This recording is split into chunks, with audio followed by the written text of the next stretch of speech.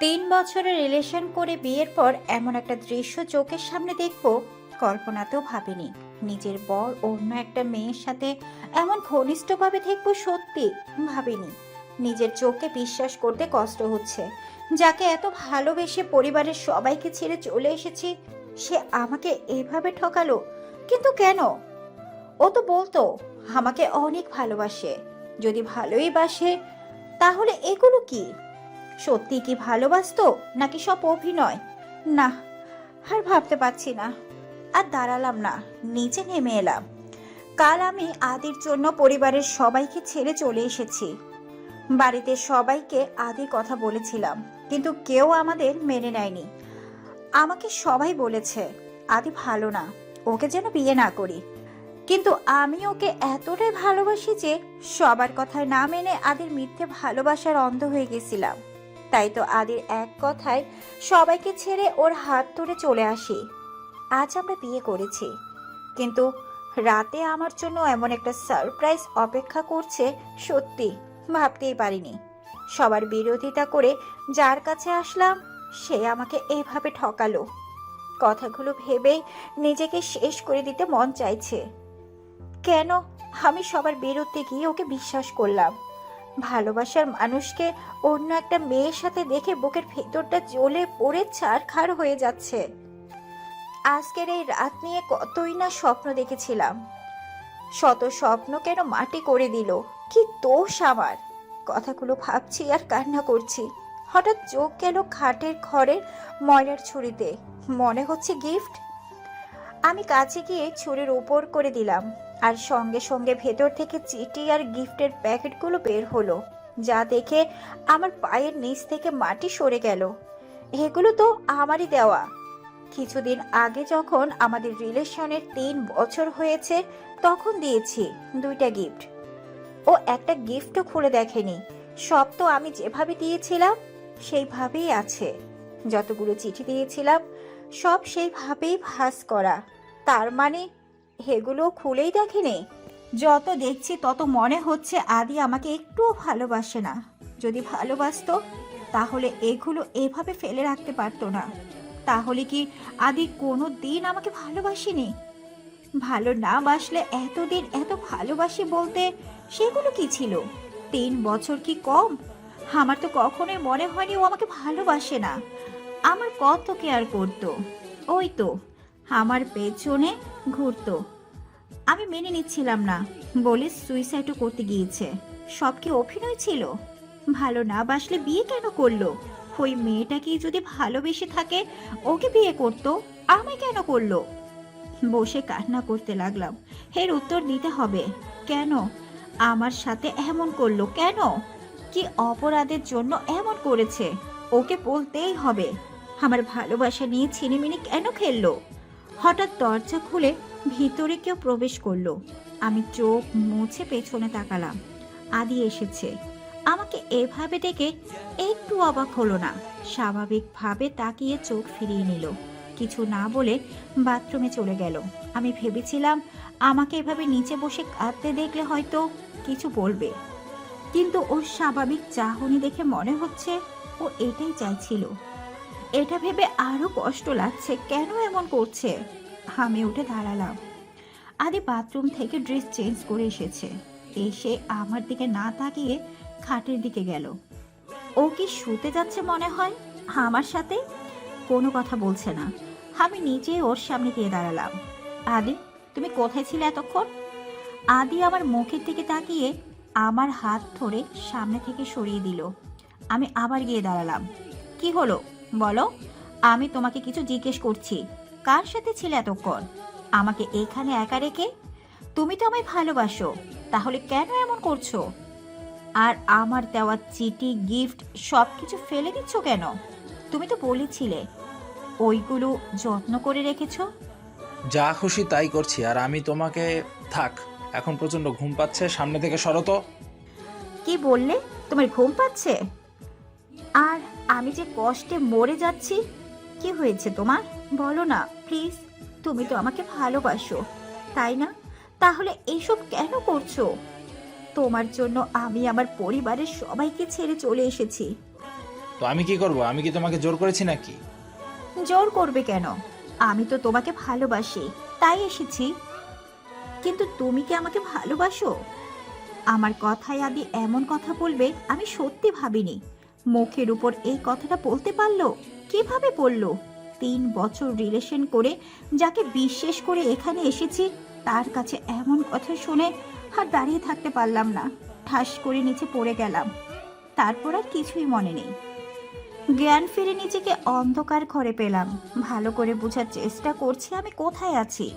এটা তো সেই রুম যেখানে আদি নিয়ে এসেছে। অন্ধকারের জন্য বুঝতে অসুবিধা হচ্ছিল। চারপাশে আদিকে খুঁজছি, কোথাও নেই। আমি তো আদির সাথে কথা বলতেছিলাম। ঘর অন্ধকার, আমাকে একা রেখে আবার কোথায় গেছে? ও তো তখন বলেছিল আমায় ভালোবাসে না। বলেছিল নাটক, যা আমি সহ্য করতে না পেরে জ্ঞান হারাই। কিসের জন্য এই নাটক করলো? কেন? আমি কি অপরাধ করেছি? কি করব, কি করা উচিত কিচ্ছু বুঝতে পারছি না। কেন এমন করছে আমার সাথে? আবার আমাকে একা রেখে কোথাও চলে যায়নি তো? আদির মা নেই, বাবা চট্টগ্রামে থাকে, ওইখানে বিজনেস করে। ঢাকায় আদি একাই থাকে। আমরা বিয়ে করেছি, সেটা সে জানে নাকি আমি জানি না। আমি মেঘনা, আমরা মধ্যবিত্ত পরিবারের। মা, বাবা আর ভাই। আমি ছোট। বাবা একজন সরকারি চাকরিজীবী ছিলেন, বর্তমানে অবসর আছেন। মা হাউসওয়াইফ, ভাই পুলিশ অফিসার। বাড়িতে সবাইকে যেদিন জানিয়েছিলাম, সকাল থেকে আদির কোনো কল আসেনি। সারাদিন অনেকবার ট্রাই করেছি। প্রচুর চিন্তা হচ্ছে কেন ফোন দিচ্ছে না, আর আমার ফোন কেন রিসিভ করছে না। এসব চিন্তা করতেছি। রাতে ড্রয়িং রুমে বসে এসব ভাবতেছি। বাড়ির সবাই অবশ্যই ভাবছে আমি এমন করছি কেন। সারাদিন কিচ্ছু খাওয়া হয়নি। মা অনেক বলেছে কি হয়েছে আমার। আমি কিচ্ছু না বলেছি। ভাইয়া অফিস থেকে এসে আমাকে গোমরা মুখ করে বসে থাকতে দেখে অনেক কিছু জিজ্ঞেস করেছে। আমি কিচ্ছু বলিনি, আর বলবো কি করে? ভাইয়া জানলে অনেক বকবে, আমি জানি। চিন্তা করতে করতে রুমে এসে বসলাম। অমনি ফোন বেজে উঠলো। আমি তো অমনি ফোন দ্রুত নিয়ে নিলাম হাতে। এটা আদির কল। রিসিভ করে তো কান্না করে দিলাম। আদি, তুমি আমাকে ভালোবাসো না, তাই না? ভালোবাসলে কি আজ সারাদিন আমাকে ফোন না দিয়ে থাকতে পারতে? উফ মেঘনা, তুমি এত ছেলে মানুষই কেন বলো তো? আর কখন বললাম তোমায় ভালোবাসি না? আমি জানি, ভালোবাসলে কি কথা না বলে থাকতে পারতে? আমার ফোনও রিসিভ করনি। আমি অনেক বিজি ছিলাম, তাই তোমার ফোন রিসিভ করিনি। এতে ভালো না বাসা কি হলো? তোমার জন্য আজ সারা দিন আমি না খেয়ে আছি। তুমি ফোন রিসিভ করনি বলে খাওয়া হয়নি, সবাই বুঝছে আমার কিছু হয়েছে। তুমি আর কোনোদিন এমন করো না কিন্তু। আচ্ছা, আর না খেয়ে থাকাটা উচিত না, কিন্তু যাও তাড়াতাড়ি খেয়ে আসো, পরে কথা বলবো। এখন খাবো না, আগে আই লাভ ইউ বলো। ওই পাশ থেকে কিছু শোনার আগে কারো চিৎকার শুনলাম। ভয়ে আমার আত্মা শেষ। এটা তো ভাইয়ার কণ্ঠ। হাত থেকে ফোন পড়ে গেছে। পেছনে তাকিয়ে দেখি ভাইয়া আগুন চোখে আমার দিকে তাকিয়ে আছে। ভাইয়া কি শুনে ফেলেছে? আব্বু, আম্মু। ও ভাইয়া চিৎকার শুনে দৌড়ে আসে। ভাইয়া আমার কাছে এসে ঠাস করে গালে চর বসিয়ে দিল। আমি অবাক হয়ে ভাইয়ার মুখের দিকে তাকিয়ে আছি। ভাইয়া এত সহজে মারে না আমাকে। খুব বড় কোনো অন্যায় না করলে এমন জোরে মারে? তার মানে ভাইয়া সব শুনেছে। চর খেয়ে যে ব্যথা পেয়েছি তার থেকেও বেশি ভয় লাগছে ভাইয়া সব শুনে ফেলেছে বলে। কার সাথে কথা বলছিলি বল? তার জন্য না খেয়ে আছিস? কি হলো, কথা বলছিস না কেন? তোমাকে আদর দিয়ে বাদর তৈরি করা হয়েছে, নইলে এসব করতে পারতে না। আমি চুপ করে চোখের জল ফেলছি, আর ভাইয়া আমাকে কথা শুনিয়েই যাচ্ছে। আব্বু এসে জিজ্ঞেস করেছে কেন এমন করছে। তোমার মেয়ে কোন এক ছেলেকে আই লাভ ইউ বলছিল ফোনে, আর তার জন্য নাকি না খেয়ে বসে আছে। সবাই মিলে আমাকে এতগুলো কথা শুনিয়ে চলে গেল। যাওয়ার আগে ফোনটাও নিয়ে গেল। এত কথাগুলো শুনেও আমার খারাপ লাগেনি, কষ্ট লাগছিল ফোন নিয়ে গিয়েছিল বলে। 2 দিন আদির সাথে যোগাযোগ করতে পারেনি, ফোন কোনোভাবে নিতে পারছিলাম না। হঠাৎ কারোর কথায় বাস্তবে ফিরলাম। তাকিয়ে দেখি আদির সাথে একটা লোক, মনে হচ্ছে ডাক্তার। তাহলে আদি কি ডাক্তার আনতে গিয়েছিল? আমাকে যদি ভালো না বাসে তাহলে ডাক্তার আনতে কেন গিয়েছিল? ডাক্তার আমাকে দেখে বলল, না খেয়ে থাকার জন্য জ্ঞান হারিয়েছিল। তারপর ডাক্তার চলে গেল, হাদিও সাথে গেল। সকালে বাড়ি থেকে না খেয়ে বের হয়েছিলাম। এখানে আসার পর আদি আমাকে একবার খেতে বলেছিল, আমি না করেছিলাম, আর খাওয়া হয়নি। এরপর আদি হাতে খাবার নিয়ে এলো আমার সামনে, খাবার রেখে খেতে বলল। আমাকে ভালো না বাসলে বিয়ে কেন করলে? আবার এখন সেবা যত্ন কেন করছো? ওই মেয়েকে যাকে নিয়ে তুমি ছাদে ছিলে, আর সে গেল কোথায়? তোমার কোনো কথার উত্তর আমি দেব না। শুধু এইটুকু জেনে রাখো, আমি তোমায় ভালোবাসি না। আগে যা ছিল সব নাটক, আর সেই নাটকটা করেছি তোমাকে বিয়ে করে কষ্ট দেওয়ার জন্য। আচ্ছা, কষ্ট না দিয়ে খাওয়াচ্ছ কেন? কষ্ট দাও, আমি জানি তুমি আমাকে ভালোবাসো, কিন্তু কেন স্বীকার করছো না? এটা তোমার ভুল ধারণা, তা খুব শিগগিরই বুঝবে। আর খাওয়াচ্ছি কেন? না খাওয়ালে তোমাকে শাস্তি দেবো কি করে? বলে জোর করে খাওয়াতে লাগলো। আমাকে খাইয়ে দিয়ে সোফায় শুয়ে পড়ল। আর আমি অবাক হয়ে তাকিয়ে আছি। তুমি সোফায় শুলে কেন? এখানে আসো। তোমার সাথে শুতে যাবো আমি? চুপচাপ ঘুমিয়ে পড়ো, কাল থেকে অন্য রুমে শুবে। কেন অন্য রুমে শুব? আমি এখান থেকে কোথাও যাব না, আর তুমিও আমার সাথে ঘুমাবে। বলে উঠে গিয়ে দাঁড়ালাম আদির সামনে। কি হলো? আসো, খাটে আসো। তুমি আমার হাজবেন্ড, তোমাকে আমার সাথে ঘুমাতে হবে, ভালো না বাসলেও। আদি আমার কথা কানে না নিয়ে চোখ বুজে শুয়ে পড়ল। আমি নীরবভাবে তাকিয়ে দেখছি কি করা যায়। বাথরুমে গিয়ে পানি এনে আদির শরীরে ঢেলে দিলাম। হঠাৎ এমন হয় চিৎকার করে উঠে দাঁড়ালো। আমি তো হেসেই শেষ, আমার হাসি দেখে রেগে তাকিয়ে। এটা কি করলে তুমি? আমি এখন ঘুমাবো কোথায়? অন্য রুমও অপরিষ্কার যে সেখানে যাব? তোমার জন্য এগুলো হয়েছে। তুমি নিচে শুবে আর আমি খাটে। কথাটা বলে খাটে শুয়ে পড়ল। আমিও খাটের দিকে এগিয়ে গেলাম। একদম খাটে আসবে না, নিচে অথবা ভেজা সোফায় শুয়ে পড়ো। তুমি নষ্ট করেছো, এখন তুমি কাজ করো। আমি আদির কথা কানে না তুলে খাটে শুয়ে বললাম। আমাকে শুতে দেখে আদি উঠতে লাগলো। আমি ওর হাত টেনে ধরে রাখলাম। প্লিজ আদি, যেও না। আমার না খুব খারাপ লাগছে, সত্যি অনেক খারাপ লাগছে। তুমি আমাকে ধোঁকা দিবে আমি এখনো বিশ্বাস করিনি। এগুলো সব মিথ্যে, তাই না? বলো না, সব মিথ্যে। তুমি আমাকেই ভালোবাসো। সব সত্যি মেঘনা, আমি সত্যি তোমাকে ভালোবাসি না। কখনোই না। তুমি আমাকে ঠকাতে পারো না। আমি তোমার জন্য পরিবারের সবার বিরুদ্ধে গিয়েছি। কেন এমন করলে? ভালো না বাসলে কেন ঠকালে বলো প্লিজ। বলবো, কিন্তু এখন না। এখন বলো প্লিজ, কি এমন কারণ যার জন্য আমার জীবনটা নষ্ট করে দিলে? তোমাকে কথা দিতে হবে একটা। কি কথা? আমি সব দিতে রাজি, তবুও বলো আমার কি অপরাধ যার জন্য আমাকে এভাবে ঠকালে? এখন আমি কিছু বলবো না মেঘনা। যেদিন তুমি সব জানবে সেদিন আমার লাইফ থেকে তোমাকে চিরদিনের জন্য চলে যেতে। আদি, এমন একটা কথা তুমি বলতে পারলে? আমি তোমাকে ছেড়ে চলে যাব?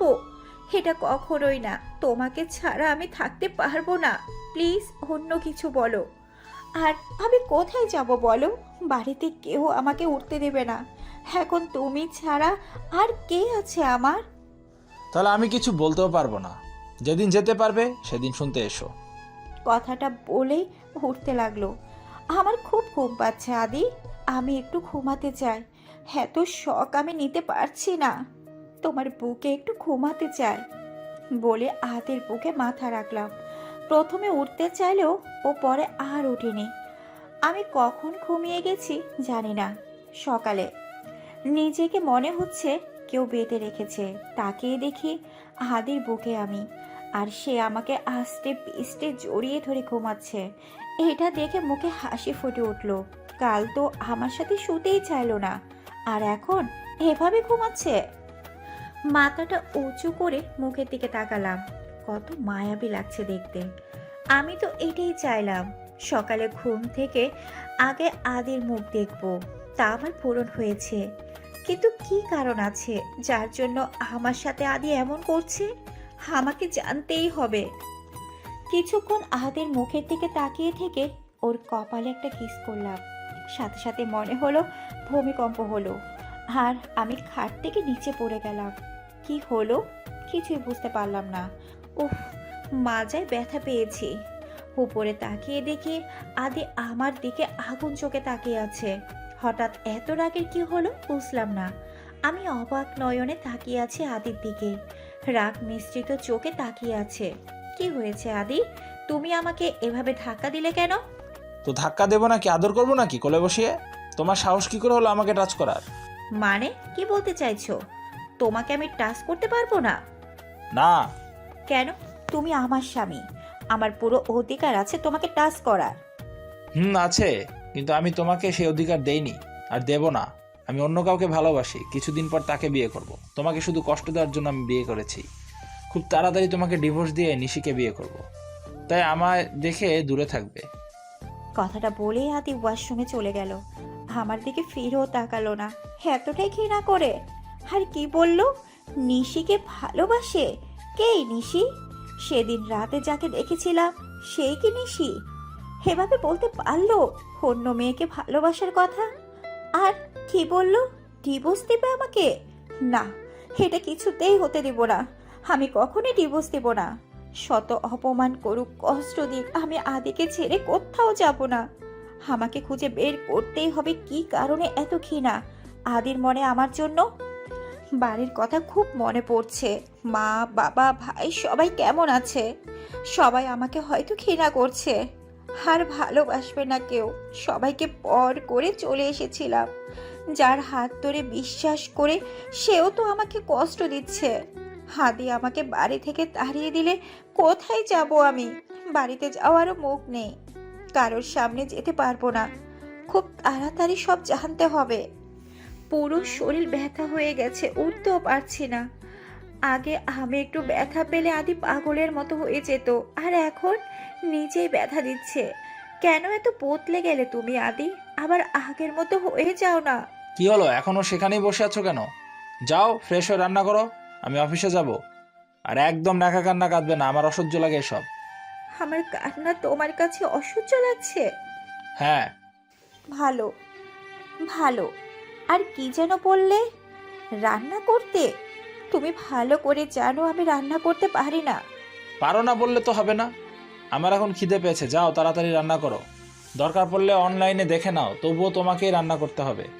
আমার পুরো শরীর ব্যথা করছে আদি, আমি রান্না করতে পারবো না। তুমি অন্য কাউকে বলো। অন্য কাকে বলবো? এখানে আমি আর তুমি ছাড়া কেউ তো নেই, সো তোমাকেই রাখতে হবে। কেউ নেই মানে? তাহলে কাজ করবে কে? কেন? তুমি করবে। আমি করব? তুমি তাড়াতাড়ি যাও, নইলে আমি তো বাইরে গিয়ে খেতে পারবো, কিন্তু তুমি কি খাবে? নিজের খিদা লাগলে রান্না করো। বলে আদি রেডি হতে লাগলো। আমি কষ্ট করে উঠে বাথরুমে গেলাম, গোসল করে পড়লাম মহা বিপদে। এখন কি পরবো? আমার তো এখানে জামা কাপড়ও নেই। শীত করছে কিন্তু বের হতেও পারছি না। আদি রুমে আছে। কি হলো, আজ কি আর বের হবে না নাকি? এতক্ষণ লাগে কারো? আমি কিন্তু বসে আছি, না খেয়ে যাব না। তাড়াতাড়ি আসো, রান্না তোমাকে করতেই হবে। আমার ড্রেসগুলো আনিনি, প্লিজ দেন না, না হয় বের হতে পারবো না। কি মেয়ে তুমি, কেউ ড্রেস ছাড়া গোসল করে? প্লিজ দাও না, আমার মনেই ছিল না। দরজাটা খুলো। দরজা খুলবো কেন? আপনি না আমাকে বউ বলে মানেন না? তাহলে এটা কিন্তু ঠিক না।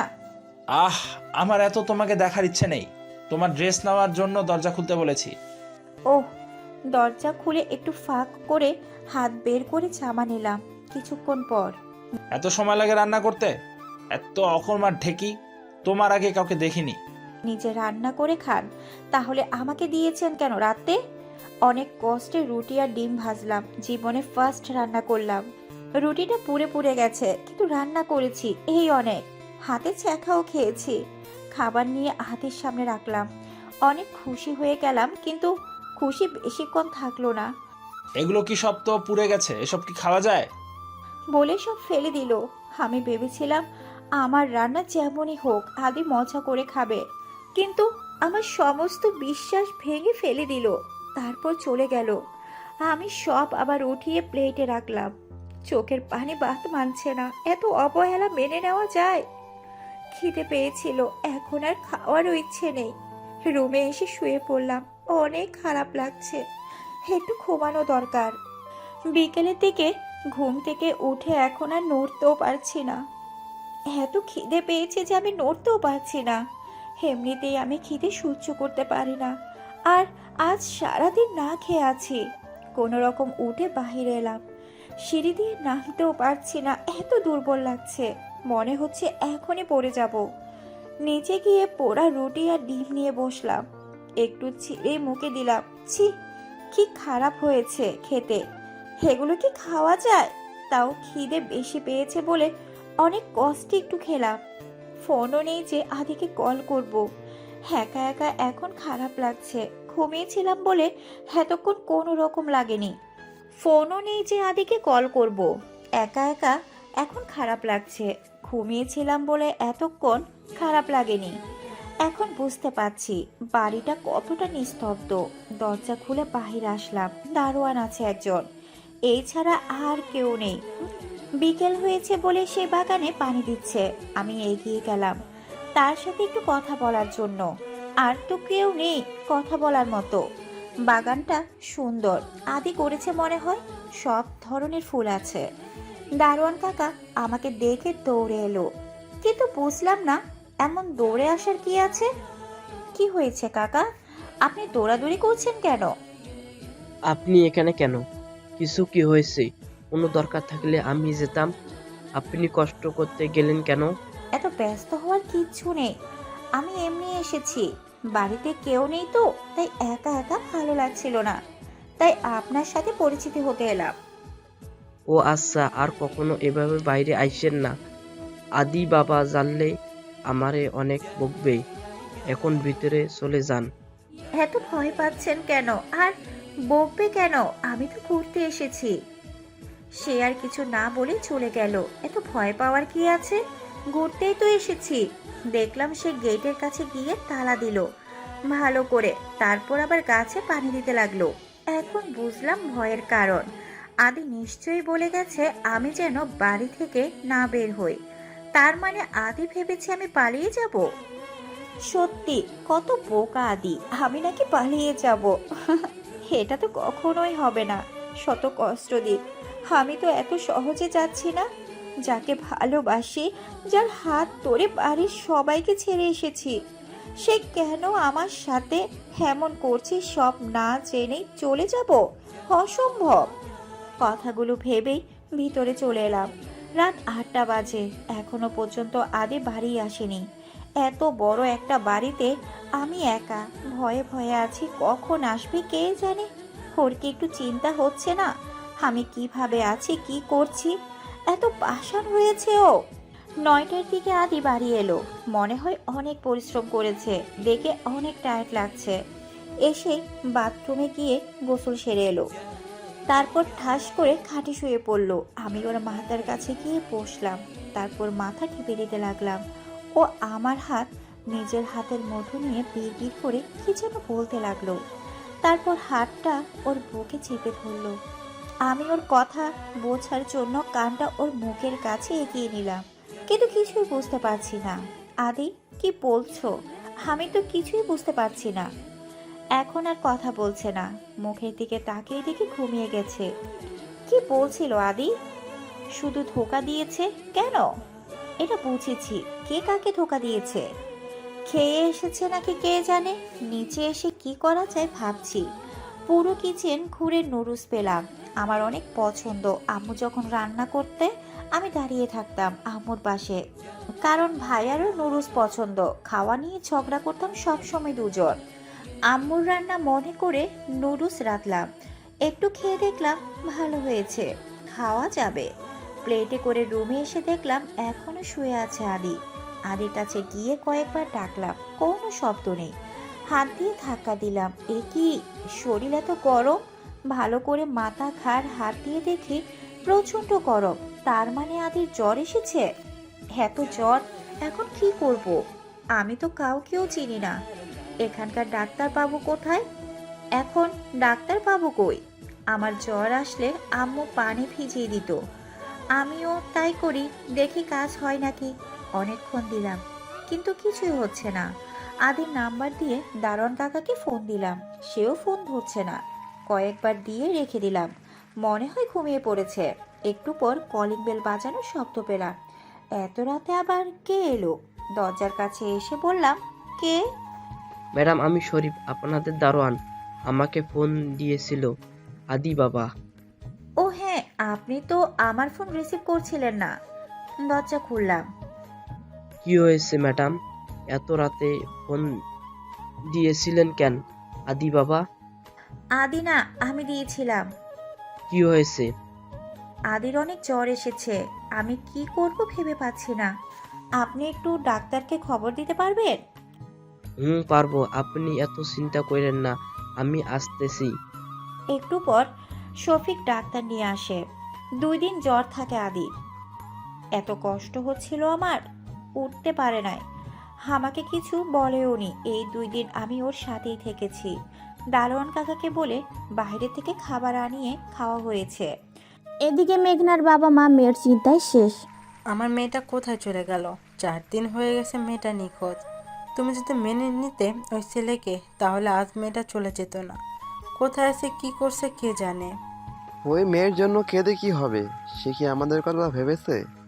নিজের জন্য আমাদেরকে পর করে অন্য একটা ছেলের হাত ধরে চলে গেছে। ওই মেয়ের জন্য আর কাঁদবে না। তুমি বুঝবে না। মায়ের মন মেয়ে শত খারাপ হলেও মা কখনো তাকে ভুলতে পারে না। আমিও পারবো না। তুমি আমার মেয়েকে ফিরিয়ে দাও। ওর যার সাথে খুশি থাক, মেনে নাও। 2 দিন তো আর কম খুঁজলাম না। আর ওর নাম মুখে আনবে না। বলেই উঠে চলে যায়। রুমা বেগম মেয়ের জন্য কষ্ট পাচ্ছে। মেয়েরা এমনই হয়, সন্তান শত ভুল করলেও ক্ষমা করে দেয়। মেঘ অফিস থেকে সোজা চলে গেছে বন্ধুদের সাথে আড্ডাখানায়। কি রে মেঘ, তুই এখানে কেন?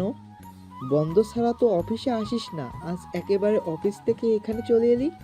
কিছু না বলেই মদের বোতল হাতে নিয়ে খেতে লাগলো। এটা কি করছিস? আজ এত খাচ্ছিস কেন? বাড়ি যাবি না? আন্টি তোকে এভাবে এখন দেখলে অনেক কষ্ট পাবে। কিন্তু এমনিতেই মেঘনাকে খুঁজে পাওয়া যাচ্ছে না। আমি পারছি না, আর আমার অনেক কষ্ট হচ্ছে। এগুলো না খেলে আমি পাগল হয়ে যাব। তোর বাবা মার জন্য নিজেকে শক্ত রাখা উচিত। উনি ঠিক বলছে। ওইসব ভুলে বাড়ির সবার জন্য খুশি থাক, ভালো থাক। মেঘনার কোনো খোঁজ পেয়েছিস? না রে, পাইনি। অনেকক্ষণ থেকেই বাড়ি ফিরে এলো মেঘ। আজকে খাওয়াটা বেশি হয়ে গেছে, নিজেই কন্ট্রোল করা। কলিং বেল দেওয়ার সাথে সাথে দরজা খুলল। আম্মু আজও জেগে আছে। কি রে, এলি কেন? তুইও চলে যা। আরেকজনের মতো আর আসতে হবে না। কাউকে দরকার নেই। মা তুই মদ খেয়েছিস? না, মানে কি বলবো আমি বুঝতে পারছি না। কি হলো বল। এগুলো খেয়ে বাড়ি আসার আগে আমার জন্য বিষ নিয়ে আসতে। তোদের জন্য কি কোনোদিন শান্তি পাবো না? একজন চলে গেছে ভালোবেসে, আর একজন দেবদাস হয়েছে। বলে আম্মু কাঁদতে কাঁদতে চলে গেল। আমি নিজের রুমে চলে আসলাম। সত্যি কি অনেক খারাপ হয়ে গেছি? কিন্তু কেন? ভালোবেসে? অতীতের পাতায় ডুব দিল মেঘ। কি রে, না খেয়ে বেরিয়ে যাচ্ছিস যে? একটু আগেই তো খেলাম, আবার খাবো? কি বলছো? 10টায় খেয়েছি, আর এখন মা 11টা বাজে। মেঘ বিরক্ত হয়ে কথাটা বলল। সে তার মাকে চেনে, কোথাও যেতে গেলে সব সময় এমনই করে। তাই কি হয়েছে? খেয়েছিস বলে একটু পর তো আবার খিদে পাবে। আমি খাবার টিফিন বক্সে ভরে রেখেছি, ওইটা নিয়ে যা। রাস্তায় খেয়ে নিস। কেন যে দূরে গিয়ে পড়তে হবে বুঝি না। এখানে পড়ার জায়গা নেই যে চট্টগ্রাম যেতে হবে। ওফ আম্মু, তুমি আবার শুরু করলে। 1 বছরেরই তো ব্যাপার, এত কান্নার কি আছে? আমি তো 1 বছর পর পর আসবো। এখন তুমি কান্না করলে আমি কি যেতে পারবো? আচ্ছা, নিজের খেয়াল রাখবি, আর সময় মতো খাওয়া দাওয়া করবি। নিজের প্রতি তো একটুও যত্ন নিস না। আর এই টিফিন বক্স ব্যাগে ভরে নে। আমি আরেক প্লেটে খাবার এনে তোকে খাইয়ে দেবো। আমি সত্যি এখন খেতে পারবো না। তুমি টিফিনটা দাও, নিয়ে যাচ্ছি। মেঘনা কই? ওকে দেখছি না যে। কই আর থাকবে, রাগ করে বসে আছে ঘরে। বোনের রাগ ভাঙাতে ঘরে গেলাম। ওরে বাবা, রেগে আমার দিকে তাকাচ্ছেও না। আমি সামনে গিয়ে কানে ধরে সরি বললাম, কাজ হলো না। মেঘনা আমাকে ছাড়া একটুও থাকতে পারে না। ও যদি জানে চলে যাব, তাহলে না খেয়ে থাকতো। তাই ভাবছি না জানিয়ে যাব, কিন্তু সকালে সব জেনে গেছে। কি হলো, কথা বলবি না আমার সাথে? সরি বললাম তো। এখন কি কানে ধরে উঠবোস করতে হবে আমাকে? থাক, আর ভাব দেখাতে হবে না। তুমি তো আমাকে একটুও ভালোবাসো না। বাসলে কি না জানিয়ে যাওয়ার কথা ভাবতে পারতে? তুই কষ্ট পাবি তাই। আচ্ছা সরি, আর কখনো এমন করব না। এখন আমাকে হাসি মুখে বিদায় দে, নয়তো আমি যেতে পারবো না। অনেকক্ষণ ধরে মেঘনার রাগ ভাঙাতে সক্ষম হলাম। তারপর সবার থেকে বিদায় নিয়ে রওনা হলাম চট্টগ্রামের উদ্দেশ্যে। মাস্টার্সে পড়তে যাচ্ছি চট্টগ্রাম। বাড়ির সবাইকে ছেড়ে যেতে খারাপ লাগছে, কিন্তু সরকারিভাবে পড়তে পারবো, তাই চলে এলাম। এখানে এসে আরেক বিপদ হলো। যে বাড়িতে ভাড়া থাকবো সে বলল আজকে নাকি থাকতে পারবো না, কারণ যে রুমে আমি থাকবো তাতে যারা ছিল তাদের আজ চলে যাওয়ার কথা ছিল, কিন্তু একটা প্রবলেমের জন্য আরও 1 সপ্তাহ থাকতে হবে তাদের। আমার জন্য কি বিপদ হলো বাবা? এখন কি করি বলো তো? এতদিন ছিল, এখন তো আর বলা যায় না। চলে যাও। আঙ্কেল, কিন্তু আমি এখন কোথায় যাব? আমি তো এখানে কাউকে চিনিও না। আর 7 দিন কোথায় থাকবো? আমার কাল থেকে ক্লাস করতে হবে। আচ্ছা দাঁড়াও, আমি একটা ব্যবস্থা করছি। তোমাকে অন্য এক জায়গায় থাকতে হবে। আর বন্ধ হাবিবের বাসায় ওটা ভাড়া দেয় না, নিজেদের। আমি ফোন করে বলে দিচ্ছি, তুমি ওইখানে যাও। 1 সপ্তাহ পর এখানে থেকো। বাড়ির সামনে দাঁড়িয়ে আছি। বাড়িটা অনেক বড়, দোতলা। গেটের বাইরে দাঁড়িয়ে আছি। অন্যের বাসায় যেতেও কেমন যেন লাগছে। হঠাৎ দারোয়ান আমায় দাঁড়িয়ে থাকতে দেখে বেরিয়ে এলো। কাকে চাই? এভাবে দাঁড়িয়ে আছেন কেন? এটা কি হাবিবুর রহমানের বাড়ি? হুম। তার সাথে কথা বলে ভিতরে ঢুকলাম। চারপাশে দেখলাম একদম সুন্দর বাড়িটা, একদম সবকিছু সাজানো গোছানো। সবকিছু দেখছিলাম, হঠাৎ একটা মিষ্টি কণ্ঠের গান কানে এলো। গানটা যেন হৃদয় ছুঁয়ে যাচ্ছে। কে গাইছে এত সুন্দর করে জানার খুব ইচ্ছে হলো। বাড়ির ভিতরে না গিয়ে বাগানের দিকে যেতে লাগলাম। ওই দিক থেকেই গানটা আসছে। এই দিকটা তো আরও সুন্দর, নানা ফুলের গাছ, চারপাশ ফুলের গন্ধে মমো করছে। মুগ্ধতার সাথে দেখছি আর এগিয়ে যাচ্ছে। হঠাৎ দেখলাম একটা মেয়ে গান গাইছে আর নাচছে অন্যদিকে, যার জন্য আমি মুখ দেখতে পারছি না। আমি দেখার চেষ্টা করছি, কিন্তু অন্যদিকে ঘুরে আছে। মেয়েটা একটা নীল রঙের ফ্রক আর সাদা ওড়নাটা কোমরে বেঁধে রেখেছে, চুলগুলো বেনি করে রেখেছে। হঠাৎ নাচতে নাচতে আমার দিকে ঘুরলো আর সাথে সাথে চিৎকার করে উঠলো। আমি কিছু বুঝলাম না, মেয়েটার সাথে আমিও চিৎকার করে উঠলাম। মেয়েটি হঠাৎ চিৎকার থামিয়ে অবাক চোখে আমার দিকে তাকালো, আর আমি মেয়েটির চোখে হারিয়ে গেছি। অসম্ভব সুন্দর দেখতে। মুগ্ধ হয়ে তাকিয়ে আছি মেয়েটির দিকে, অন্য কোনো দিকে খেয়ালই নেই। হঠাৎ চেঁচামেচিতে বাস্তবে ফিরলাম। এ মিস্টার, আপনি কে? আর এভাবে চিৎকার করলেন কেন? আমি তো আপনার চিৎকার শুনে চিৎকার করলাম, আপনি চিৎকার করলেন কেন?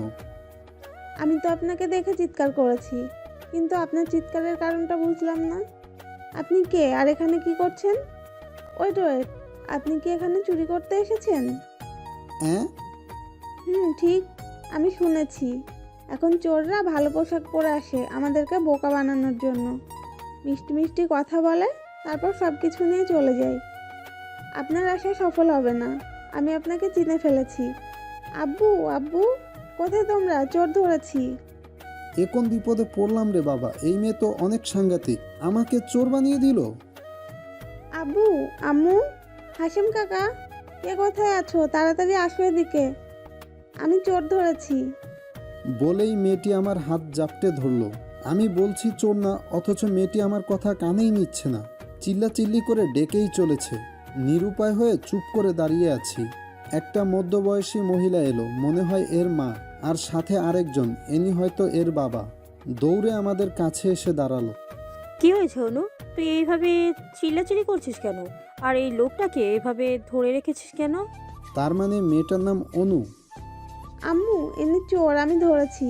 হাতে নাতে দেখি বাড়ির পেছনের দরজার দিকে যাচ্ছে, কিন্তু আমি এখানে ছিলাম বলে যেতে পারিনি।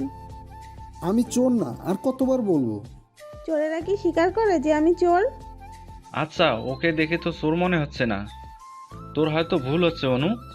আব্বু, আমার কেন ভুল হবে? সে ভালো পোশাক পরেছে বলে কি চোর হতে পারে না? আচ্ছা, তোমার নাম কি বলো তো? জি, মেঘ। আমি আপনার বাসায় 1 সপ্তাহ থাকতে এসেছিলাম। আপনাকে কি ফোন করে বলেনি? ও বলছে কিছুক্ষণ আগে। তুমি সেই অনু? ইনি কোনো চোর না, তোমার আঙ্কেল পাঠিয়েছে। সরি বলো, না জেনে এমন হেনস্থা করা উচিত হয়নি তোমার। অনু আমার হাত ছেড়ে কিছুটা লজ্জা পাওয়ার মতো সরি বলল, তারপর দৌড়ে চলে গেল। কিছু বুঝলাম না এভাবে যাওয়ার কারণ। তুমি কিছু মনে করো না ওর ব্যবহারে। আসলে কয়েকদিন আগে একজন চোর এসেছিল তোমার মতো ভালো পোশাক পরে। আমি বাড়িতে ছিলাম না, সে এসে পরিচয় দিয়েছিল আমার পরিচিত। চুরি করতে গিয়েছিল, কিন্তু আমার মেয়ের মাথায় সেই বুদ্ধি, সে তাকে ধরে পুলিশের হাতে দিয়েছিল। আজকেও তোমাকে দেখে এমন বলছে। না না ঠিক আছে, আমি কিছু মনে করিনি। তার সাথে বাড়ির ভিতরে গেলাম, সে একটা রুমে নিয়ে এলো আমাকে। কিন্তু তবুও আপনার ছেলে যদি কিছু মনে করে। না, সে তো বাড়িতে নেই, এবছর বিদেশে পাঠিয়েছি। 2 বছর ওইখানে কোর্স শেষ করে আসবে। ও আচ্ছা। উনি চলে গেল, আমি ফ্রেশ হয়ে ঠাস করে খাটে শুয়ে পড়লাম। কখন ঘুমিয়ে পড়েছি টেরও পাইনি। কারো ডাকে জাগনা পেলাম, তাকিয়ে দেখি অনু দাঁড়িয়ে আছে। ধরফরিয়ে উঠলাম, কখন যে ঘুমিয়ে পড়েছিলাম টের পাইনি। ফোন হাতে নিয়ে দেখলাম 9টা বাজে, 20+ কল, সবগুলো বাড়ি থেকে। ফোন দিয়ে জানানোর কথাও মনে ছিল না। আমি আপনাকে ডাকছি আর আপনি উঠেই ফোন নিয়ে পড়লেন। কেন ডাকছি জানতেও চাইলেন না? এটা কেমন অভদ্রতা? খেয়ালই ছিল না একজন আমার সামনে দাঁড়িয়ে আছে। ওহ সরি, আসলে বাড়ি থেকে অনেকগুলো ফোন আসছে তো তাই। আপনাকে নিচে খাবার জন্য ডাকছে। বলেই চলে গেল। মেয়েটা যেন কেমন, এই রাগ দেখায় আবার অভিমান করে। আমি বাড়িতে ফোন দিয়ে কথা বললাম, সাথে বকাও খেলাম ফোন না ধরার জন্য। তারপর নিচে গিয়ে খেয়ে এলাম। রুমে এসে দেখি অনু মেয়েটা বসে আছে। আপনার নাম কি? ঢুকার সাথে সাথে জিজ্ঞাসা করলো, মেঘ। বাড়ি কোথায়? ঢাকা। কিসে পড়েন? এই মেয়ে তো আমার মনে হচ্ছে আমার ইন্টারভিউ নিচ্ছে মাস্টার্সের। তারপর আর কিছু না বলে চলে গেল। আমি হাবলার মতো তার যাওয়ার দিকে তাকিয়ে ভাবছি, এগুলো জিজ্ঞেস করলো কেন, আর আমি উত্তরই বা দিলাম কেন। পরদিন সকালে ঘুম থেকে উঠে বারান্দায় দাঁড়ালাম। হঠাৎ নিচে চোখ গেল। অনু গাছে পানি দিচ্ছে খুব যত্ন সহকার, তাতে বোঝা যাচ্ছে ও গাছের অনেক যত্ন নেয়। হঠাৎ উপরে তাকালো আর আমাকে দেখেই কেমন যেন ভেংচি কাটল। আমি তো হতবাক, এই মেয়ে আমার সাথে এমন করছে কেন। সকালের নাস্তা করতে আন্টি ডাকতে এলে নিচে এলাম। খাবার খেয়ে ভার্সিটিতে চলে এলাম। নতুন কিছু ফ্রেন্ড হলো, ক্লাসগুলো ভালোই হয়েছে। 3টার দিকে বাড়ি আসলাম। গেটের ভিতরে ঢুকতে মনে হলো কিছু ছুঁড়ে মারা হলো। সামনে তাকিয়ে অবাক, অনুর পুরো শরীর ভেজা আর কাদা ভরা। মাটি ভেজা, তার মানে বৃষ্টি হয়েছে। কিন্তু অনুর অবস্থা দেখে আমি কেন, যে কেউ বলবে এই মেয়ে বাচ্চা, না হলে এমন কাদায় গড়াগড়ি খেত। কাদা ছিটাচ্ছে, যার ফলে আমার শরীরেও কাদা এসে লেগেছে। একটু রেগেই কাছে গেলাম। এগুলো কি, আমার শরীরে কি দিয়েছেন দেখেন। অনু আমার দিকে তাকিয়ে হি হি করে হেসে উঠল। যাও একটু রেগেছিলাম, ওর ওই হাসি দেখে আমার সমস্ত রাগ উবে গেল। কোথায় কে জানে, ওর হাসিতেই হারিয়ে গেলাম। মুগ্ধ হয়ে ওর হাসি দেখছি, অপূর্ব সুন্দর লাগছে। আবার কিছু শরীরে ছিটে আসায় বাস্তবে ফিরলাম। তাকিয়ে দেখি অনু আবার আমার শরীরে কাদা দিচ্ছে, এখন ইচ্ছে করে। এগুলো কি, আপনি আমার শরীরে কাদা দিচ্ছেন কেন? তো কি করব? একবার না দেখে দিয়েছি, কিন্তু এখন আপনি কোথায় হারিয়ে গেছিলেন, তাই বাস্তবে আনতে দিলাম। এত কি ভাবেন? আর অমন করে কি দেখেন? ওর কথায় একটু বিষম খেলাম। আসলেই তো আমার কি হয়েছে, কেন ওর দিকে তাকালে নিজেকে ঠিক রাখতে পারি না। অন্য কোনো মেয়ের ক্ষেত্রে তো আমার এমন হয়নি কখনো। তাহলে আর কিছু না ভেবে দ্রুত গতিতে চলে এলাম ওর সামনে থেকে। রাতে রুমে শুয়ে আছি আর ভাবছি, কি হলো আমার, কেন খালি অনুর মুখটা ভেসে ওঠে। কি জন্য, আমি কি ওকে ভালোবেসে ফেলেছি? না না, এটা কিছুতেই হতে পারে না। আমি এখানে নিজের প্রয়োজনে তাদের সহায়তায় আছি, তাদের সাথে এটা করা ঠিক হবে না। আমি আর বেশি অনুর কাছে যাব না। 2 দিন যেদিকে অনু আছে সেদিকে কম গিয়েছি, কিন্তু অনুর সাথে কথা বলার ইচ্ছা কিছুতেই দমাতে পারিনি। খুব করে চাই ওকে, তাদের বিশ্বাস ভাঙতে চাই না বলে নিজেকে দূরে রাখতে চাই। কিন্তু অনু একটু পরপর এটা ওটা বলেই থাকে। 5ম দিনের দিন, ছাদে বসে বাড়িতে কথা বলছিলাম। মনে হচ্ছে কেউ আমার পেছনে দাঁড়িয়ে আছে। কথা শেষ করে তাকিয়ে দেখি অনু আগুন চোখে তাকিয়ে আছে। কিছু বুঝতেছি না, এভাবে রাখছে কেন। হঠাৎ আমার কাছে এসে ঠাস করে ফোনটা নিয়ে ফেলে দিতে গেল। আমি তাড়াতাড়ি করে ফোনটা নিয়ে নিলাম। এসব কি অনু, আপনি আমার ফোন ছুঁড়ে মারতে যাচ্ছিলেন কেন? আপনি কার সাথে কথা বলতেছিলেন? কেন? বলুন। যার সাথে ইচ্ছে তার সাথে বলেছি, তা আপনাকে কেন বলবো? হঠাৎ আমার কলার ধরে চিৎকার করে বলতে লাগলো। বলবেন, বলতে বাধ্য আপনি, কারণ আমি আপনাকে ভালোবাসি। অন্য কোনো মেয়েকে আপনি আই লাভ ইউ বলতে পারেন না? অনুর মুখে এই কথাগুলো শুনে এতটাই শক হয়েছিলাম যে কতক্ষণ কথা বলতে পারিনি নিজেও জানি না। এখন আমি আমার ভাড়া করায় বাসায় আছি, এই কথাগুলো ভাবছিলাম, হঠাৎ ফোনের শব্দ এলো কানে। ফোন হাতে নিয়ে দেখি অনু কল করেছে। 1 মাস হয়েছে আমি অনুদের বাড়ি থেকে চলে এসেছি, এখন আমাদের রিলেশন চলছে। সেদিন অনু না বললে হয়তো এটা সম্ভব হতো না। হ্যালো, কি ব্যাপার কি? সকাল থেকে তোমার কোনো পাত্তা নেই। ভার্সিটি থেকে এসে একটা ঘুম দিয়েছিলাম, তাই আর ফোন দেওয়া হয়নি, সরি। আচ্ছা, মাফ করলাম, কাল দেখা করব। কাল? কিন্তু আমার তো ক্লাস আছে। আমি কিছু শুনতে চাই না, কালই দেখা করব। বলেই ফোন রেখে দিল। পরদিন অনু লজ্জায় লাল হয়ে আছে। মেঘ পলকহীন তাকিয়ে আছে অনুর দিকে। মেঘ মুগ্ধ নয়নে তাকিয়ে আছে, কারণ আজ অনু তাকে অনেক বড় সারপ্রাইজ দিয়েছে। নীল কালারের শাড়ি পরে এসেছে, অপূর্ব লাগছে, কিছুতেই চোখ সরানো যাচ্ছে না। মেঘ হাত উঠিয়ে অনুর খোলা চুলগুলো মুখের ওপর থেকে কানের গুঁজে দিল। আজ কি আমাকে পাগল করতে এভাবে এসেছো? কি? তুমি তো বলেছিলে তোমার শাড়ি পছন্দ না, কখনো পরতেও না, তাহলে আজ পরলে যে? আমার পছন্দ না, কিন্তু তোমার তো পছন্দ। হুম। তোমার জন্য আমিও পছন্দ পাল্টে ফেললাম। সত্যি? না, মিথ্যা সব। ধুর। মেঘ রাগ করে অন্যদিকে তাকালো। অনু বুঝেছে রাগ করেছে, কি করে রাগ কমাবে ভাবছে। হঠাৎ করে অনু মেঘকে জড়িয়ে ধরলো। মেঘ তো অনুর জড়িয়ে ধরায় শক্ট হয়ে গেল। কি হলো? এত শখ হওয়ার কি আছে? তোমাকে কি জড়িয়েও ধরতে পারবো না নাকি? তোমাকে আজ একটু বেশি রোমান্টিক লাগছে। তাই? আর আমার কাছে তোমাকে হাবাগোবা মনে হচ্ছে? কি? দাঁড়াও দেখাচ্ছি। বলেই মেঘ অনুকে ধরবে, কিন্তু তা কি আর সম্ভব? অনু তো উঠে দাঁড়িয়ে দৌড়। মেঘও উঠে অনুর পেছনে দৌড়তে লাগলো ধরার জন্য। সারাদিন অনু মেঘ সাথে সময় কাটায়। 3টের দিকে বাড়ি ফিরে আসে। দেখতে দেখতে 6টা মাস চলে গেল মেঘ আর অনুর রিলেশনের। রাতে মেঘ অনুর সাথে কথা বলছিল, হঠাৎই বাড়ির থেকে কল আসে।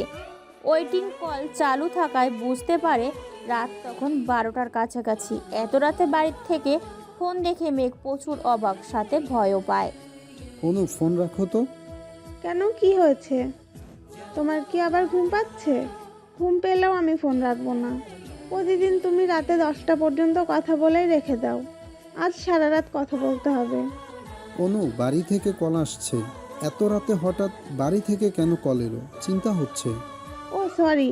আচ্ছা, তুমি বাড়িতে কথা বলে দেখো, আর আমাকে কিন্তু জানিও। আমি ঘুম আসবো না তোমার ফোন না আসা পর্যন্ত। আচ্ছা, রাখি। বাড়িতে ফোন রিসিভ করে অপর পাশের থেকে কান্নার আওয়াজ শোনা গেল। মেঘনা কাঁদছে, কান্না শুনে তো আরও ভয় পেয়ে গেল। মেঘনা, কি হয়েছে? কাঁদছিস কেন? বল আমাকে। ভাইয়া, আব্বু। কি হয়েছে আব্বুর, বল। হঠাৎ মায়ের কণ্ঠ পেলাম, মেঘনাকে বকছে। হ্যালো মা, কি হয়েছে? কিছু হয়নি বাবা, তুই ফোন রাখ, কাল কথা বলবো নে, আমরা ঘুম আসবো। বলেই ফোন কেটে দিল মা। কিন্তু আমি বিশ্বাস করতে পারছি না, কিছু তো অবশ্যই হয়েছে, নয়তো মেঘলা এত রাতে ফোন দিত না। আর কান্নাই বা করলো কেন? আর আম্মু এখনো জেগে আছে কেন? চিন্তায় আর অনুকে কল করার কথা মনেই ছিল না। ফোনের রিংটনে বাস্তবে ফিরলাম, তাকিয়ে দেখি অনু কল করেছে। হ্যালো। তোমাকে না বললাম আমি জেগে থাকবো কলের জন্য? তুমি কল করলে না কেন? মনে ছিল না। বাড়ির কি খবর? কেন ফোন করেছিল জানো? না, কিছু বললো না, কিন্তু আমার বিশ্বাস কারো কিছু হয়েছে। এখন কি করতে চাও? কাল বাড়ি যাব। তোমার তো ক্লাস আছে। তবুও মিস দিয়েই যেতে হবে। বাড়ির জন্য চিন্তা হচ্ছে, না গিয়ে জানা পর্যন্ত আমি শান্তি পাবো না। আচ্ছা, যা ভালো বোঝো করো, এখন এত চিন্তা করো না, ঘুমিয়ে পড়ো।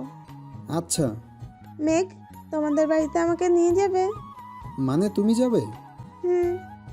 বউ করে একবারে নিয়ে যাব, চিন্তা করো না। না, আমার এখনই যেতে ইচ্ছা হচ্ছে, নিয়ে চলো না প্লিজ।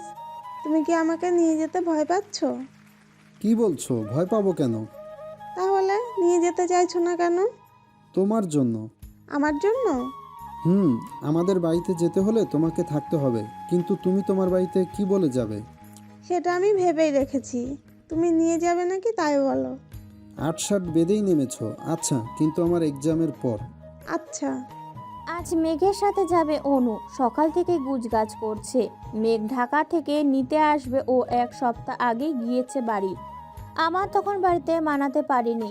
আজ অনেক কষ্ট করে সামিয়াদের বাড়ি যাব বলে রাজি করিয়েছি। 4টে থেকে বসে আছে অনু, অথচ এখনো পর্যন্ত মেঘ এসে পৌঁছায়নি। ও 4:30-এ এখানে উপস্থিত থাকার কথা ছিল, এখন 5টা বাজে। মেঘকে ফোন দিল। হ্যালো, কই তুমি? কখন থেকে বসে আছি তোমার জন্য, এখনো এসে পৌঁছলে না। কোথায় আছো? সরি, আসলে রাস্তা অনেক জ্যাম তো, তাই লেট হচ্ছে। যাও, এখন ঝগড়া করবো না, তাড়াতাড়ি আসো তারপর। স্মৃতির পাতা থেকে বাস্তবে ফিরল আয়ানের শব্দে মেঘ। যতবারই অতীত মনে করছে, সময় কখন চলে গেছে টেরই পায়নি। মেঘ চোখ মুছে উঠে গোসল করে নিল, তারপর নামাজ পড়লো। আবারও ভাবতে বসলো, সেই দিন তো আমি যেতে পারিনি। অনুর কাছে কি ঘটেছিল সে ও সুসাইড করলো? ওইদিকে মেঘনা রান্না করছে সকালে উঠে। এখন রান্নাটা ভালোই করে, এত ভালো হয় না খেতে, কিন্তু খারাপও হয় না। হঠাৎ আদির আওয়াজ কানে এলো। এই শুরু হয়েছে চিল্লাচিল্লি। আদি এসে খাবার টেবিলে বসেছে। আমার রান্নাই শেষ। খাবার নিয়ে ওর সামনে রাখলাম। ও সব সময় যেমন মুখটা খারাপ করে, আজও তাই করলো। এত যেহেতু খারাপ রাধি, আসিস কেন খেতে? বাহিরে খেতে পারিস না? সব সময় এই খারাপ খাবারের জন্য চিল্লাচিল্লি করতেই থাকে। যতই বিড়বিড় করে বকো না কেন, তোমাকে রান্না করতেই হবে। খারাপ হলেও তোমার রান্না অন্য সব কাজ করতে হবে। করব না, কি করবি? কথাটা বলেই ফেলেছি, কিন্তু আদির দিকে তাকিয়ে আমি ভয়ে শেষ। আগুন চোখে আমার দিকে তাকিয়ে আছে, মনে হচ্ছে চোখ দিয়ে গিলে ফেলবে। কি বললে? কই, কিচ্ছু বলিনি তো। আমি তো বললাম সব সময় রান্না করতেই থাকবো, একদম রান্নাঘর থেকে বেরই হব না। তোমাকে আমি সারা দিনে রান্না করতে বলিনি? সব কাজই করতে হবে বাড়ির, মনে থাকে যেন। আমি আর কিছু বললাম না, চুপ করে রইলাম। আদি খাবার খেয়ে চলে গেল। আমাকে একবারের জন্য খেতেও বলল না। শুধু আজ নয়, কখনোই এ খোঁজই নেয় না আমি খেয়েছি কিনা। এতটাই অবহেলা করে। অনেক সময় অভিমান করে না খেয়ে থাকি, কিন্তু এতে লাভ নেই। যার সাথে অভিমান করি সে তো বোঝে না, বোঝার চেষ্টাও করে না। আদি চলে যাওয়ার দিকে তাকিয়ে চোখের জল ফেললাম। এই জল আদির চোখের পড়ে না, আর কখনো পড়বেও কিনা তাও জানি না। অভিমান বাদ দিয়ে খেয়ে নিলাম। সারাদিন এটা ওটা ঘুমিয়ে কাটিয়ে দিলাম। রাত 9টা বাজে। আগে 8টার দিকে চলে আসতো আদি, ইদানিং অনেক দেরি করে আসে। আমি প্রতিদিনই ওর জন্য অপেক্ষা করতে থাকি। সোফায় বসে মাঝে মাঝে ঘুমিয়েও পড়ি। কলিং বেলের শব্দে ধরফড়িয়ে উঠি। আজও এখনো পর্যন্ত আসেনি। সারাদিন আমি বাড়িতে কি করি, কিভাবে আছি জানার প্রয়োজন বোধ করে না। না ফোন আছে, একটা ফোনের কথা বলেছিলাম, বলে যেদিন বাড়ি থেকে চলে যাবে সেদিন দেব। আমি আর কিছু বলিনি, যত অত্যাচার করুক আমি যাব না। 11টার দিকে বাড়ি আসলো আদি। দরজা খোলার সাথে সাথে রুমে চলে গেল। আমি পেছনে পেছনে আসলাম খাবে নাকি জানার জন্য। সে বলল খাবে না, খেয়ে এসেছে। আমি যে প্রতিদিন না খেয়ে অপেক্ষা করি সেটা বুঝলোও না। খেয়ে আসছে শুনে আর খেলাম না। আমিও খাবার ফ্রিজে রেখে আমি শুয়ে পড়লাম। আদি আর আমি আলাদা শুই। সারা রাত চোখের জল ফেলে কাটিয়ে দিলাম। সকালে উঠে রান্না করে নিলাম। আদি খেয়ে অফিসে যাবে। তখন বললাম, আদি আমার একটু শপিংয়ে যাওয়া লাগতো। কেন? কিছু কেনার ছিল। তুমি কি আজ একটু আগে আসতে পারবে? তোমার যাওয়ার সাথে আমার আগে আসার কি সম্পর্ক? আমি আর তুমি যাব তো, আগে না আসলে যাব কিভাবে? আমি কোথায় যেতে পারবো না, তোমার দরকার তুমি যাও। বলে কয়েক কদম এগিয়ে আবার ফিরে এসে টাকা দিয়ে চলে গেল। আদি চলে গেল। ওকে নিয়ে ভেবে আর কি করব? ওর কাছে তো এখন আমি কিছুই না। কষ্ট পেয়ে কোনো লাভ নেই, এর কারণ জানতে হবে। কথাগুলো ভেবে রুমে এসে রেডি হয়ে নিলাম। আদি যাওয়ার পর পর আমি বেরিয়ে পড়লাম। 2 ঘন্টা লাগলো।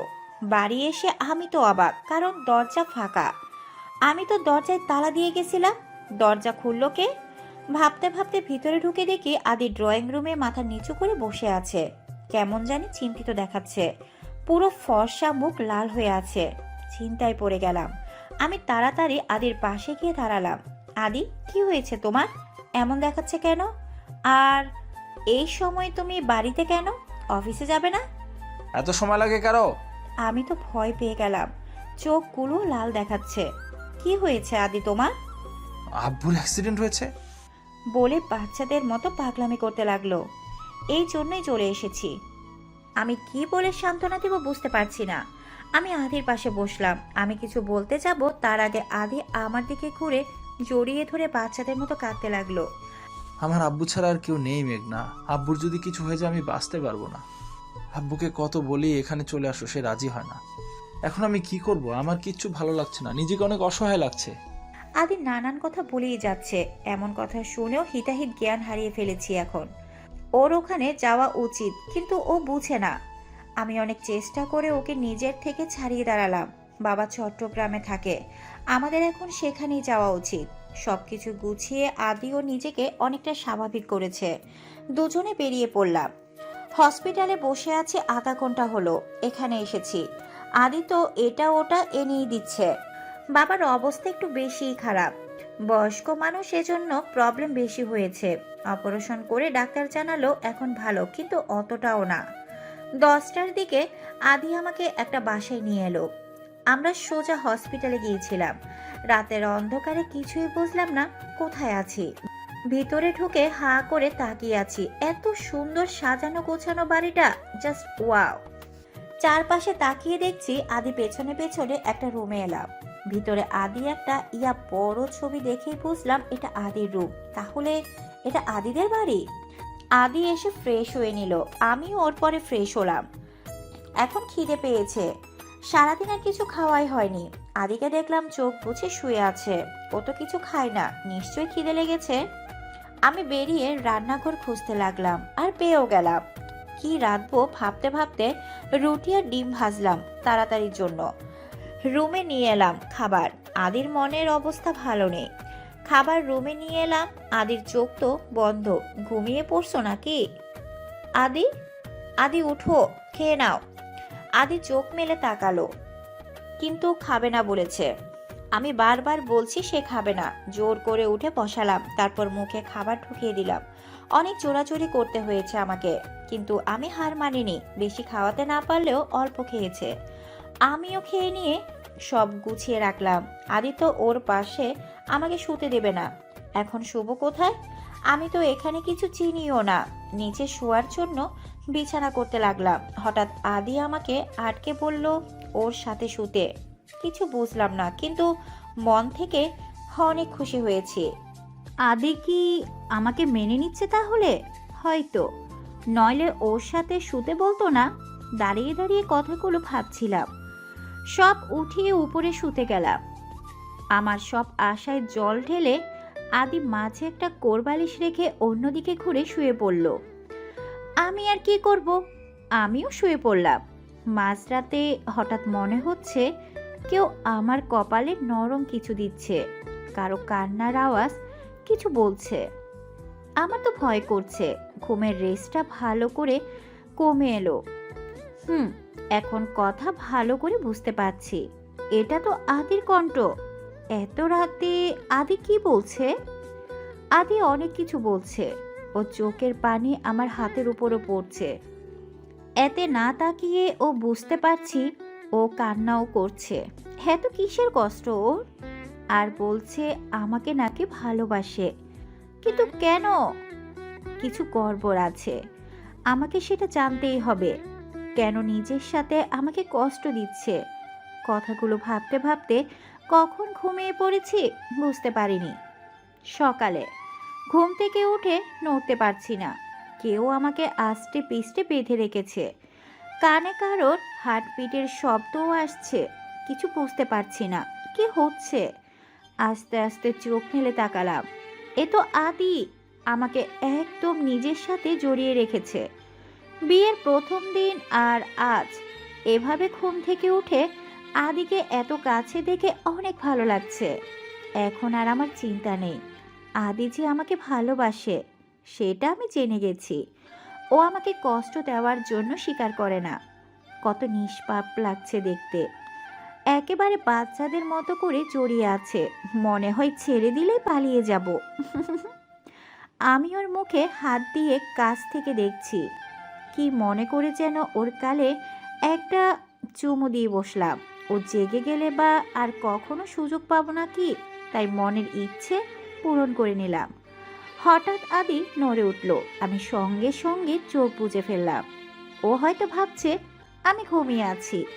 আমাকে সাবধানে নিজের থেকে সরিয়ে উঠে গেল। আমি চোখ ফাঁক করে সব দেখেছি, কিন্তু কিচ্ছু বলিনি। আগে আমার জানতে হবে এমন করার কারণ, তারপর সব। এখানে এসেছি 3 দিন হলো।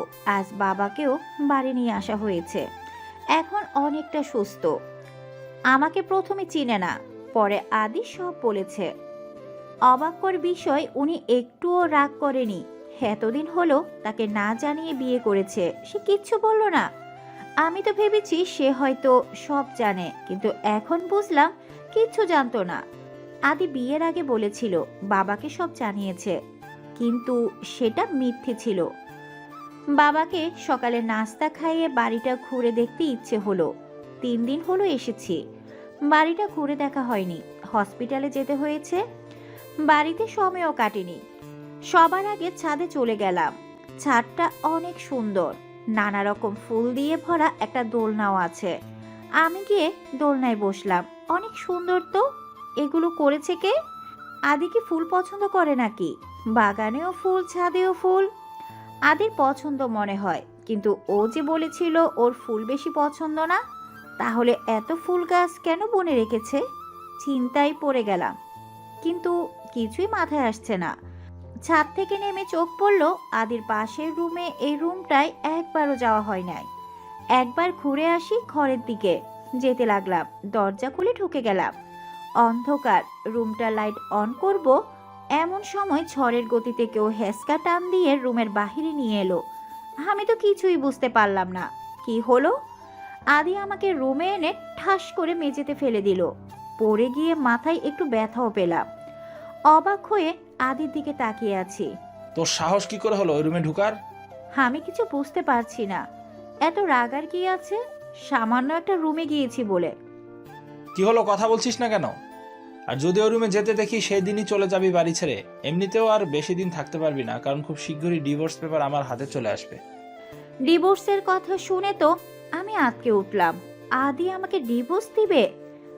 আদির আর কোনো কথা আমার কানে যাচ্ছে না, শুধু একটা কথাই কানে বাজছে, ডিভোর্স। এত কিছু করেও কি আমি আদির মন ঘোরাতে পারলাম না? কি করে বলতে পারলো এই কথাটা আদি? ওইভাবেই নিচে কিছুক্ষণ বসিয়ে রইলাম, কিন্তু বসে থেকে কি হবে? কেউ কি আসবে দেখতে? না, তাই নিজেই কষ্ট করে উঠে দাঁড়ালাম। ওইদিকে বাবার খাওয়ারও টাইম হয়ে যাচ্ছে। আদিকে আর কোথাও দেখলাম না। ও কথাগুলো বলে বেরিয়ে গেছে। আমিও আর কিছু ভাববো না। অনেক ভেবেছি এ হয়তো সব ঠিক হয়ে যাবে। না, কিচ্ছু ঠিক হবে না। আর হয়নি 4 মাসের উপরে হয়ে গেছে।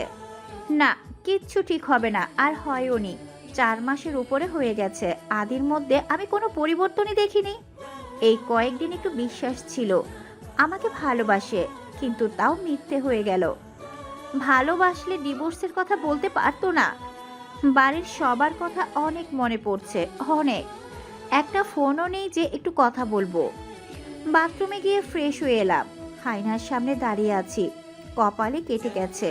কিছু সময় দেখে বাদ দিলাম। রান্না করতে গেলাম। রান্না শেষ করে বাবার রুমে খাবার নিয়ে গেলাম। বাবা চোখ বুজেছিল। আমার যাওয়ার সাথে সাথে চোখ খুলে তাকালো। কিরে, সকালের পর আর এলি না যে? আসলে এই, তোর মাথায় কি হয়েছে রে? দেখি, এদিকে আয় তো। ও কিছু না বাবা, এমনি। আমার থেকে কিছু লুকাবি না। আমি তোকে ছেলের বউ না, মেয়ে ভাবি। তাই বাবার কাছে বলবি না? মিথ্যে কোথায় বললাম? তাহলে বল, কি হয়েছে? মাথায় ব্যথা পেলে কিভাবে? কি করে সত্যি কথা বলবো? না, সত্যিটা বলা যাবে না। বেখেয়ালে পড়ে গিয়েছিলাম। একটু দেখে চলবি তো। কি হয়েছে দেখেছিস? অনুটাও এমন ছিল, একটুও সাবধানে চলাফেরা করতো না খালি। আর বললো না কিছু। আমি চিন্তায় পড়ে গেলাম। আবার অনুটাকে বাবার দিকে তাকিয়ে দেখি চোখ দিয়ে পানি পড়ছে। বাবা, অনুকে? বাদ দে ওইসব, এদিকে এসে বস, আমি ওষুধ লাগিয়ে দিচ্ছি।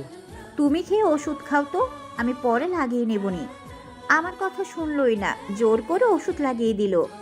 নিজের আব্বুর মতো করে আদর করে, কিন্তু অনুর নামটা মাথা থেকে যাচ্ছেই না। কে এই অনু?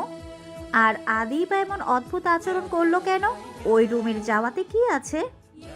কেন যেন মনে হচ্ছে ওই রুমে গেলে আমি অনেক প্রশ্নের উত্তর খুঁজে পাবো।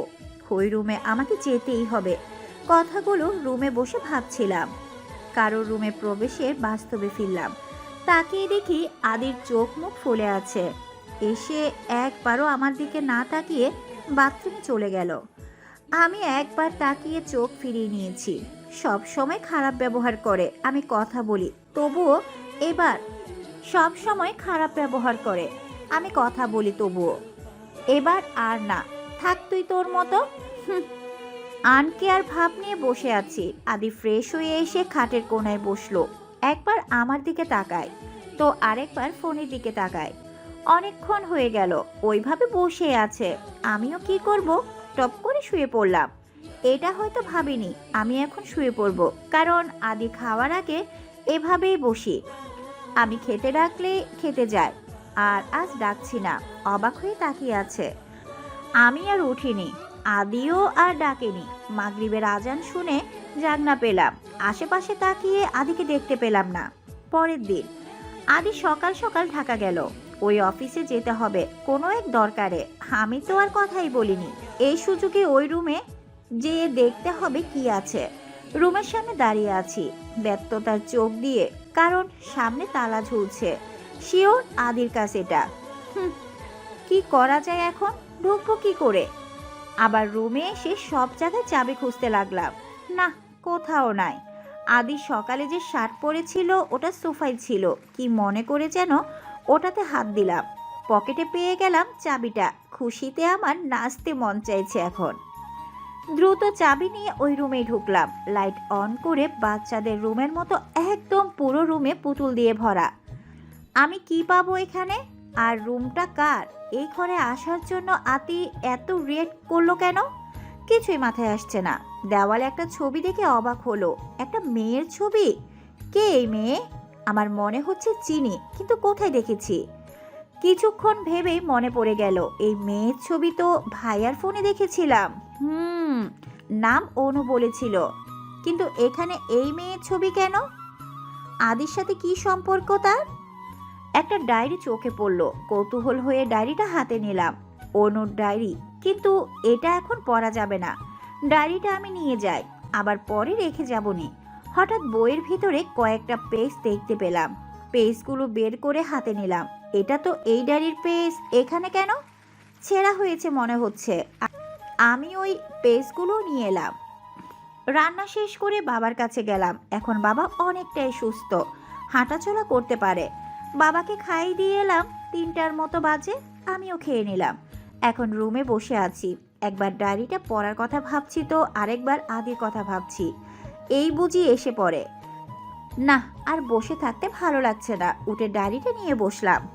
এখানে তো আদির কথাও আছে, তার মানে অনু আদিরই বোন। এতদিনের সম্পর্ক ছিল, আমি জানতেই পারিনি। ডায়েরি পড়ে এটা বুঝতে পারলাম। এই সেই মেয়ে যাকে ভাইয়া ভালোবাসতো, কিন্তু সে কোথায় এখন? বিয়ের পর তো কখনো দেখিনি, আর এখানে আসার পরও না। ভাইয়া তো আর কিছু বলেনি। অনেক ডেসপারেট হয়ে গেছিল সেই ঘটনার পর। এখানে তো আমাদের বাড়ি যাবে পর্যন্ত আছে। তাহলে আদি কি এই ডায়েরি পড়েই ভাইয়াকে ভুল বুঝছে? কিন্তু কারণটা কি তা তো জানতে হবে। আর যদি অনুর সাথে একবার আমার দেখা হতো, ওই তো বলতে পারতো। হঠাৎ ডায়েরির ছেঁড়া পেজের কথা মনে পড়ল। ওইখানে কিছু থাকতে পারে। ওই পেজগুলো নিয়ে পড়তে লাগলাম। অনু 7টা পর্যন্ত ওইখানেই বসে রইল। না, মেঘের আসার নামগন্ধও নেই। রাগ হচ্ছে প্রচণ্ড। বারবার কল করছি, কলও রিসিভ করছে না। এখন ফোনটাও বন্ধ বলছে। কি করব এখন? রাতও হয়ে গেছে। বাড়িতেও তো বলে এসেছি সামিয়াদের বাড়ি যাব, কিন্তু এখান থেকে আমাদের বাড়ি কাছে, সামিয়াদের বাড়ি দূরে। কিন্তু এখন বাড়ি যাওয়া যাবে না। সামিয়াকে কল করে জানিয়ে দিল ও আসছে। সামিয়া অনেক কিছু জিজ্ঞেস করতে চেয়েছিল, কিন্তু অনু বলেছে ও এসে সব বলবে। কল কেটে দিয়ে উল্টো দিকে যেতে লাগলো। সামিয়াদের বাড়ি ওই দিকেই। হঠাৎ পেছনে কারো পায়ের আওয়াজ পেলাম। বারবার পেছনে তাকাচ্ছি কিন্তু কাউকে দেখছি না। এখন আমার ভয় করছে, কিন্তু কি করব? ভয় করলেও এখন যত দ্রুত সম্ভব সামিয়াদের বাড়ি যেতে হবে।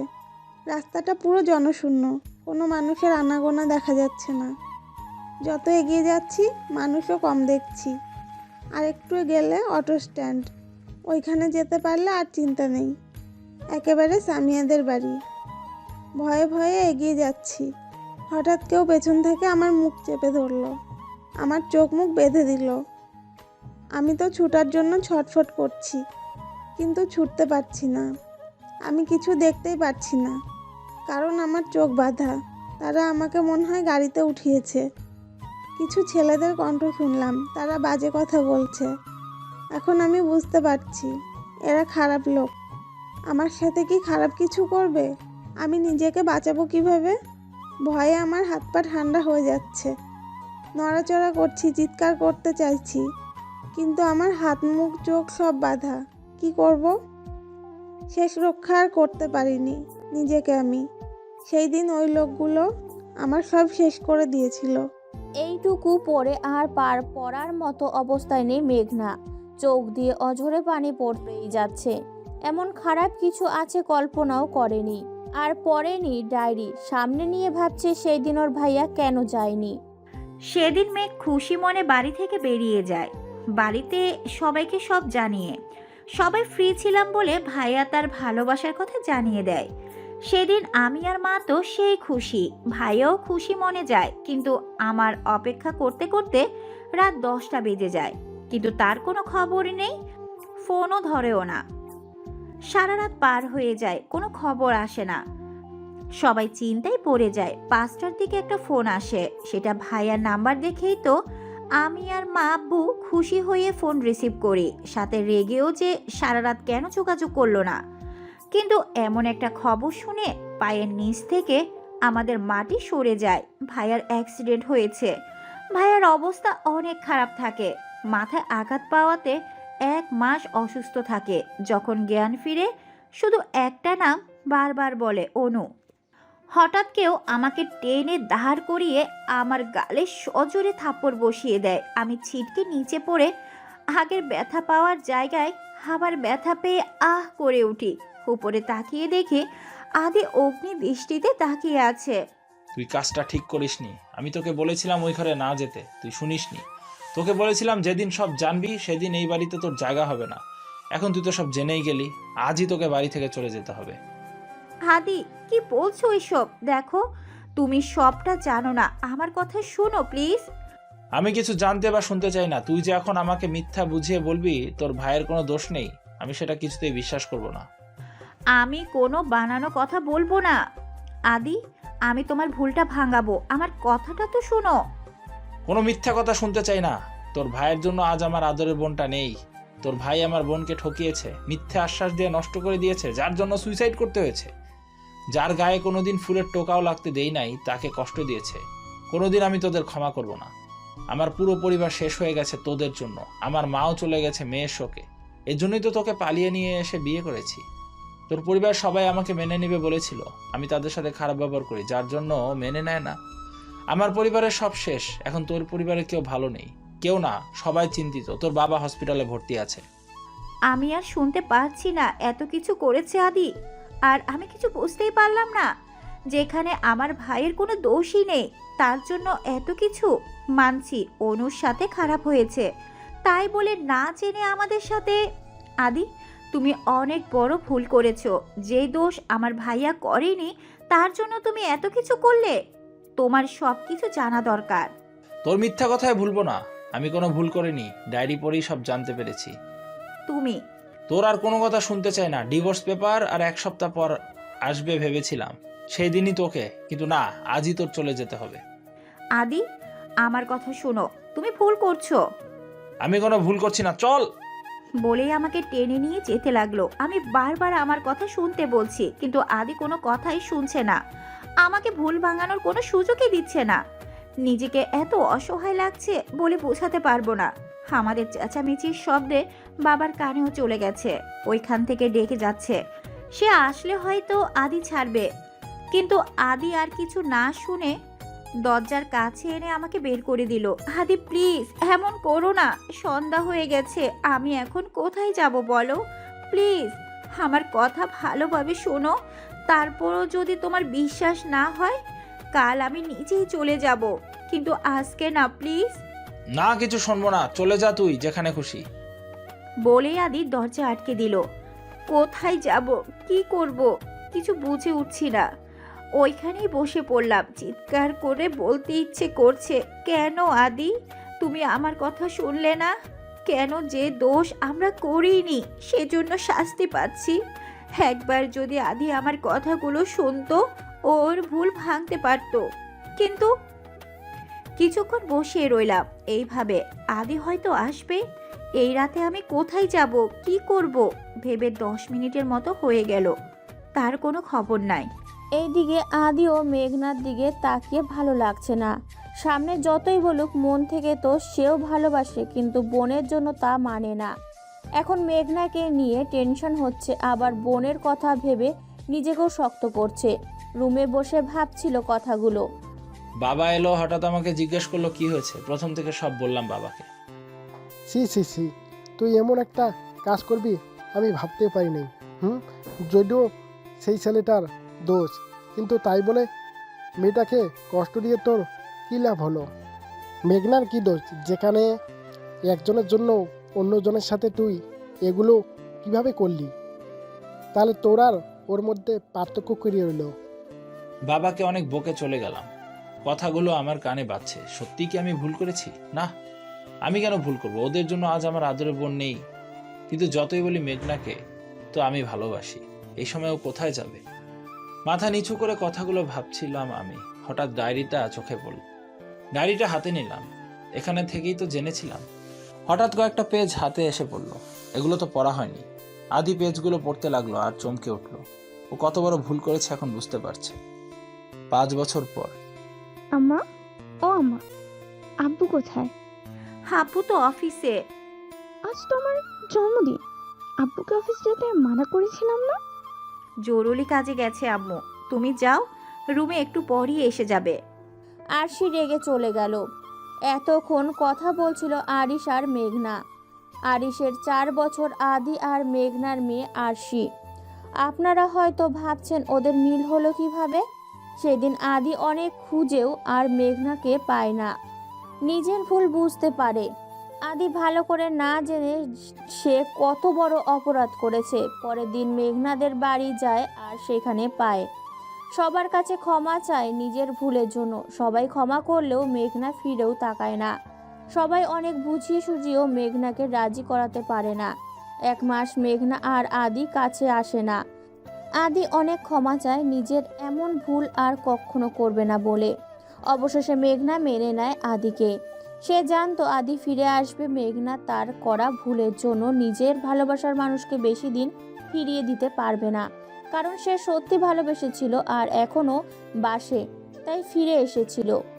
কিন্তু এমনি না, সবাই মিলে আবারও বিয়ে দেওয়া হয়। আদি ভয়ে ভয়ে রুমে ঢুকছে, কারণ সে জানে তার মেয়ে এখন রেগে ফায়ার হয়ে আছে। দরজার কাছে গিয়ে উকি দিয়ে দেখে রেগে বসে আছে আদির মেয়ে। সামনে গিয়ে কানে হাত দিয়ে, সরি, এই কানে ধরছি।